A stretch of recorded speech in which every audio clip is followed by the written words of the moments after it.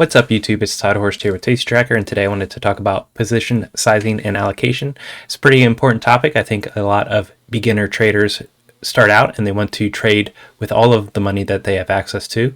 They end up blowing up that account and then either can't start an account for a while, or they believe that the stock market is broken and that they can't make money.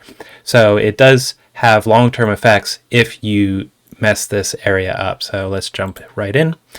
So being successful is about being consistent, and that's something that you'll hear me harp on a lot, and it's why I trade the way I do. I trade in a way that provides fairly consistent profits, and my account is fairly consistent, increasing. It doesn't have the huge fluctuations that a lot of people associate with an options account.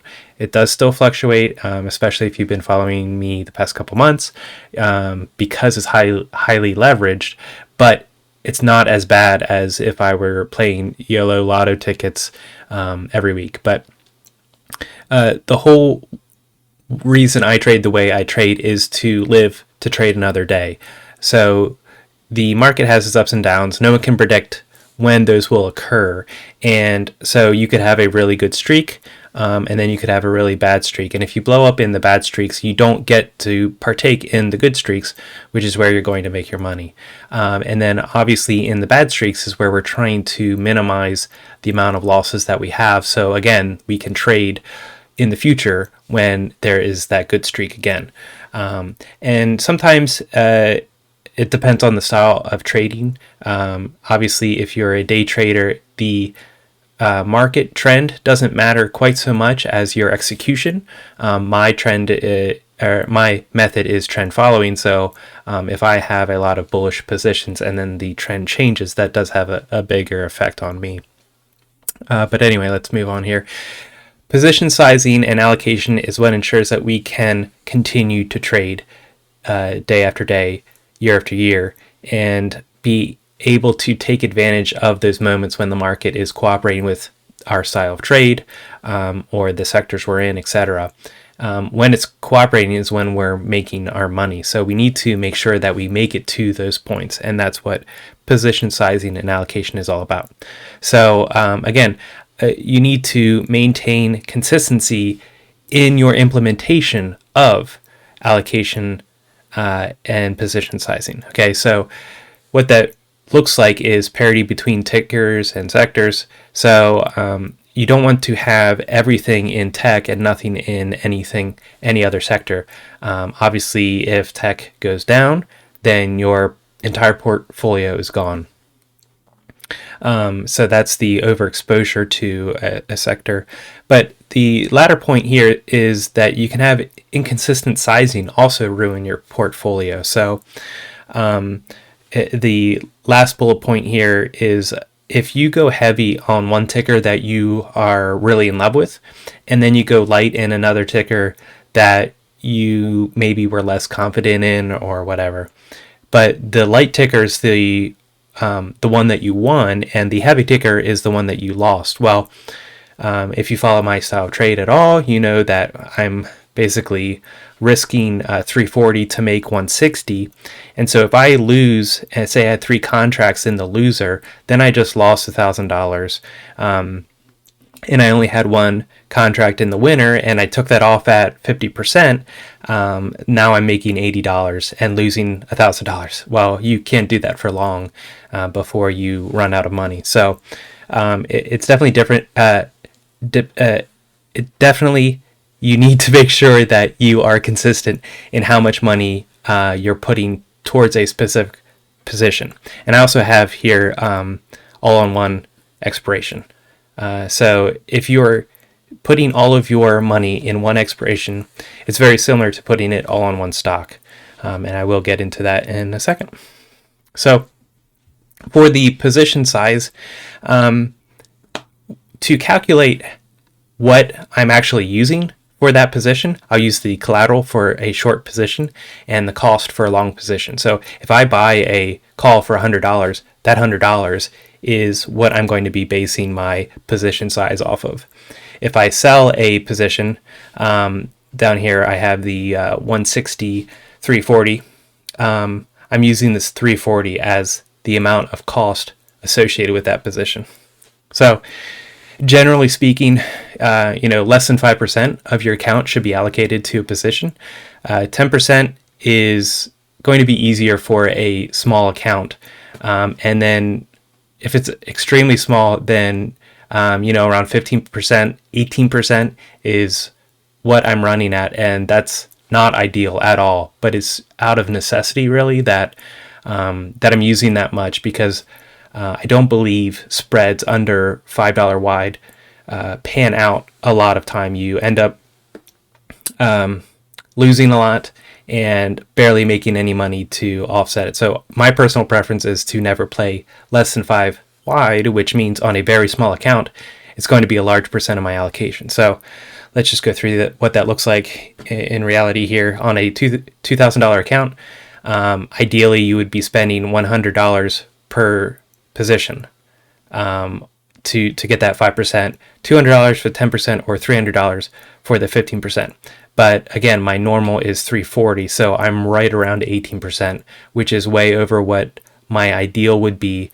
But again, I don't think it's very realistic to get ones that are the small in the $100, $200 range.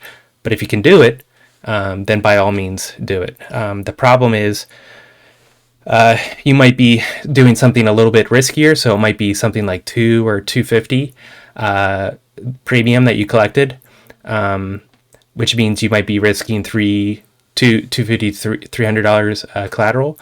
But that's going to be a riskier position, so your odds of winning are much lower. So I would rather have more in collateral and increase my odds of success.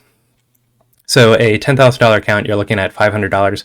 That's very easy to get one spread there, or $1,000 if you're at the 10%. But you really shouldn't need more than that, especially at this account size. And then when you're talking about 20,000 or more, then you can do $1,000 positions, 5% very, very easily. And of course, if you wanted to do 10%, $2,000, there's a lot you can do with options for $2,000. But obviously, the less used per position, the more failures you can have in a sequence. So if we're taking our 5% example, you could have 20 straight losers. 10%, obviously 10 straight losers in a row before you blow up your account. And that's powerful because you're giving yourself more chances to be successful. And if you look up the odds of flipping a coin heads 20 straight times in a row is pretty hard. So unless you really don't know what you're doing, if you're making educated decisions and trading with your head on your shoulders, you shouldn't be able to lose 20 in a row. That really should be difficult, even if you're almost throwing a dart at the board. Again, if you're choosing good positions to begin with. Now, if you have no idea what you're doing, then of course, yeah, you can lose 20 in a row. But I'll get into this. There's an asterisk here, and I'll get into that in the next slide. So for a $5 wide, like I talked about, 160 premium, 340 collateral, basically you should be doing one contract for any account that's under 8K. Between 8 and 16, I usually do about 2 contracts. And then more than 20, I'm basically throwing this out the window and scaling into position. So I might get into one spread, and then inevitably it goes against me. And at that point, I could choose whether I want to get another contract in that same spread or choose better strikes. And honestly, it's a toss-up, which is better, and it depends on the context at that time. And a lot of times I'll choose to get around the same premium, but just get better strikes. And then I want to treat that entire position as one position where I'll close the whole thing as 50%. So, so you want to scale into positions, and then you can also base the quantity on confidence. Again, I know that sort of contradicts the rules that I talked about before, where you need to be consistent, but at a larger account size, you have less. Especially if you're maintaining a 5-ish%, you have more wiggle room to say, okay, this one I want to go more closer to the 7%. This one I want to stay closer to the 5%. I'm not saying you have drastic swings in how much you allocate, but you can have a little bit of leeway there where this is a really good setup. So I'm going to put a little bit more into that one and lean closer to the 10% than my standard entry if that's 5%. So the next thing I wanted to talk about was allocation. So when I'm thinking about allocation, I'm talking about your whole account size in general. And so let's jump right in here. I already talked about this. Losing 20 plays in a sequence is incredibly hard to do. Again, look up the odds of landing on heads 20 times in a row. It's very, very small chance that will happen. But if you have 20 positions on for the same expiration, and that same expiration is in 30 days, it's extremely likely that you'll lose all 20 of those, because all it takes is one black swan during this expiration and you've lost your entire account. It doesn't matter if you vary your sectors. Everything goes down when the market goes down, assuming they're at all positively correlated. But basically, you can count on all of your stocks that you're in to go down if SPY in general goes down. So when I'm talking about losing 20 in a row here, I'm really talking about spanning that out over expiration, over sectors, in order to make sure that you give yourself as much opportunity to not blow up as possible. And this is really, really huge. It's one reason why I survived the 2020 challenge, small account challenge, and we'll see here on the 2021. But overall, what I'm talking about very specifically for account allocation would be 40 to 60% in options. And then I like to keep 40% in stocks, which when I say stocks here, I actually mean ETFs. And I'll get into that in a second. But the last 20%, which obviously if you have the full 60% allocated to options, you have no cash left. But if you keep this to around 40%, you have 20% in cash. And that cash allows you to take advantage of opportunities that pop up. This is also really huge. You might think you're not going to get any better opportunities than what today is offering. But the reality is tomorrow there'll be an opportunity, and 2 weeks from now there might be such a good opportunity that you didn't see coming that now you have no cash available to you to open up any positions, and you're stuck. That's especially true with the past basically month and a half, where the stock market has been sideways or down, and if you have no cash sitting on the sidelines, you can't take advantage of those dips to buy or reevaluate, to maybe reorient your portfolio. Maybe your portfolio is very bullish right now. If you don't have cash on the side, you can't switch and morph your portfolio into a neutral or bearish portfolio. If you have cash on the side, you can adjust your portfolio as needed to either add to the positions, to hedge or convert existing positions, or put on new additional positions to have whatever slant or bias you need to have. You also need cash if you have to roll for a debit. We saw that during these last two cycles. And then handling margin expansion if you are in a individual investor margin account and you have some naked puts, you're going to have margin expand as volatility expands or whatever. So you're going to need cash on hand to be able to handle that. So I talked about ETFs here. ETFs are way more stable. So the odds of an ETF going to zero is zero. The odds of a individual stock going to zero, it's greater than zero. So you don't necessarily have to have faith in a stock if you're in ETFs. You just have faith in a sector. So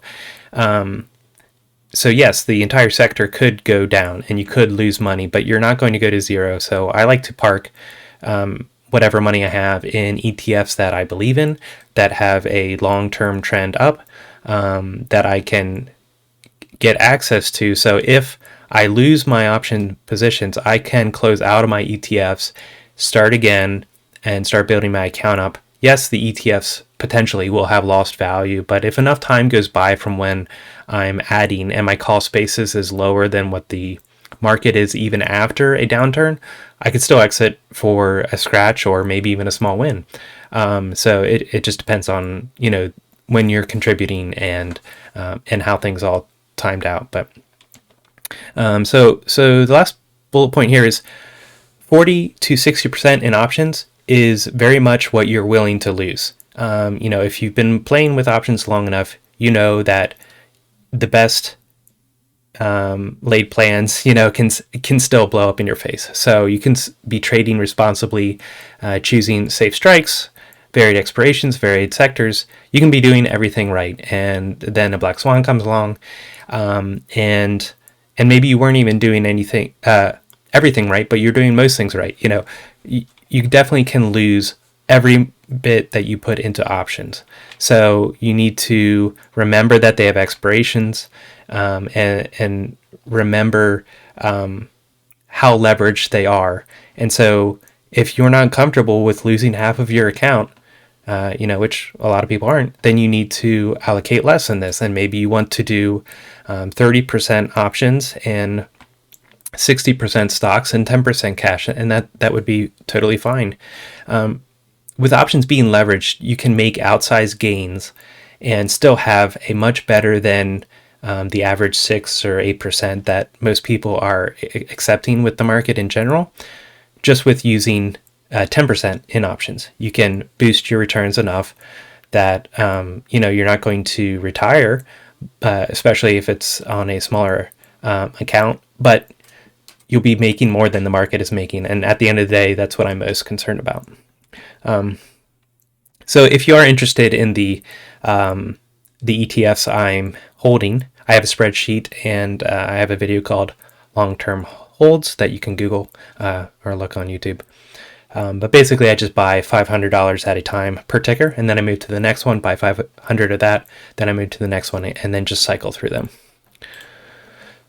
So the last thing I wanted to talk about here is a bit of a bonus, which is, so I only spend a minute here, but it's your account size in general. So I think I see a lot of people starting out, and they have a lot of theories, they have a lot of money at risk, and they'll jump right in. And I applaud them for their willingness to learn and to risk their capital, but I don't think they fully understand that on the previous screen I was talking about losing 50% of your account with options. Well, if you are playing only options and you have 100% invested and it's all for this next expiration, that puts you in a pickle, obviously. So I can't recommend more that you start with a smaller account to prove your theories out. And a lot of times theories don't pan out, especially in practice. And maybe they do for some other guy, but they don't for you. And you have to recognize that and understand that and accept that. There's somebody that can make almost any style work, but you have to consider what you can make work. So start off small, prove your theories, test out some other people's styles, see what fits for you. The other thing is people learn about options and they jump right into it without actually having tried to play with stocks first. And stocks, obviously not being leveraged, move much slower. And so that's boring. I can understand why you don't want to hang out there for a long time, but you should definitely try to trade stocks first and get a handle for what the different indicators are, how charting can help you, or maybe you're into fundamental analysis or something like that. You'll develop those aspects of your trading style before you even touch options. And obviously, you'll potentially lose a lot less on stocks unless they're like pennies. But if you're trading anything somewhat reputable, you should not be able to lose as much on stocks as you can lose on options. I like to recommend that you use different styles of play per account. So if I want to test out this theory, I'm going to open up an account, throw 1,000 or 5 into that, test out that style, and then open up another account, test out a different style. and keep playing that style and give it time to work out. Some styles of play do not work out right away or short term per se. It depends on the market conditions, but long term they're profitable styles. You just have to give it that time. If you jumble that all into one account, it really can mess with you when you're seeing one style work and another style not work, and you'll not give the not working style the time of day that it should.